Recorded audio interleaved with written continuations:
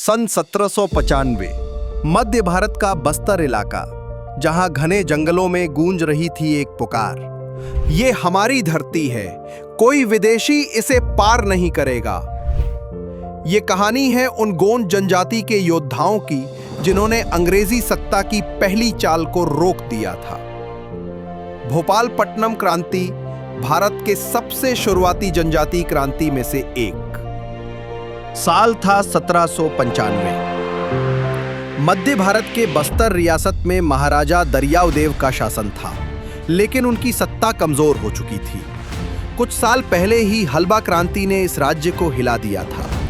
राजा की निर्भरता बढ़ी, पर जनता में असंतोष भी गहराता गया। बस्तर की धरती, जंगल और नदी अब केवल शासन नहीं, आत्मा का प्रश्न बन चुके थे। सन 1795 में ब्रिटिश ईस्ट इंडिया कंपनी ने कैप्टन जेटी ब्लंट को भेजा, एक सर्वे के नाम पर असल में यह राजनीतिक जासूसी और संसाधन खोज का अभियान था।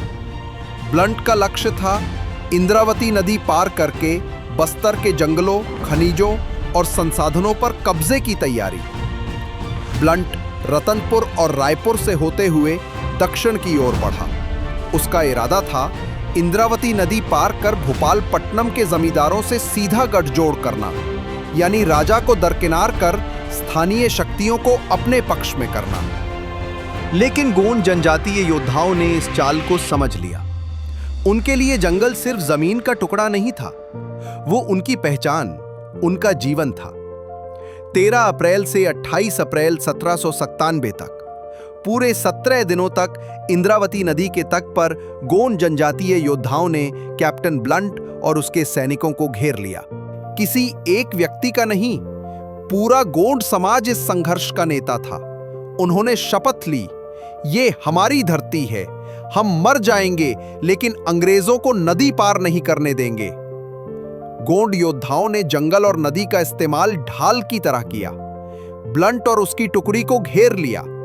आखिरकार अंग्रेज अधिकारी को पीछे हटना पड़ा। वो बस्तर की सीमा पार नहीं कर सका और शर्मिंदगी के साथ वापस लौट गया। ये एक ऐतिहासिक जीत थी। इस संघर्ष ने अंग्रेजों को दशकों तक बस्तर से दूर रखा। ये संघर्ष था जनजातीय स्वाभिमान का। ये था धरती मां की रक्षा का। ये थी एक ऐसी कहानी जिसने आने वाले पर्लकोट, तारापुर और भूमकाल क्रांति 1910 को प्रेरित किया। वो थे हमारे जनजातीय वीर, जिन्होंने अपने लहू से आजादी की पहली लकीर खींची, जिन्होंने जंगलों की खामोशी को क्रांति की आवाज बना दिया। पर अफसोस, इतिहास ने उन्हें भुला दिया। श्री विष्णुदेव साय जी की सरकार उस अन्याय को मिटा रही है। छत्तीसगढ़ सरकार उन भूले हुए नामों को शहीद वीर नारायण सिंह जनजातीय संग्रहालय में अमर कर रही है।